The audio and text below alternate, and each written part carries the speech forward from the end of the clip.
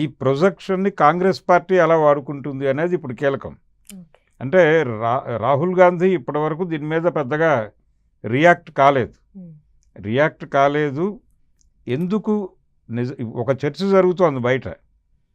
రాహుల్ గాంధీ ఎందుకు ఆల్టర్నేటివ్గా కనిపించట్లేదు ఇండియన్స్కి అనేది. ఉమ్. నిజానికి ఆయన కనిపించాలి కదా, మోడీయా రాహులా అనుకోవాలి జనాలు.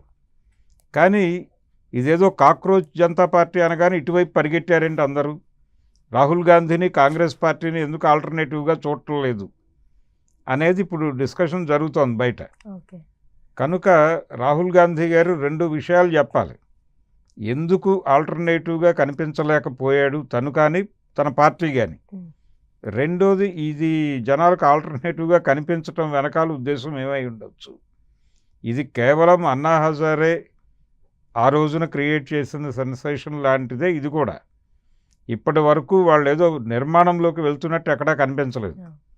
అంటే ముందు ఆయన ఇండియా రావాలి, ఇండియా వచ్చి ఇక్కడ నిలబడి ఇక్కడ జనంలోకి వెళ్ళి జనం సమస్యలు తెలుసుకుని జనానికి ఒక ప్రోగ్రాం ఇవ్వగలగాలి.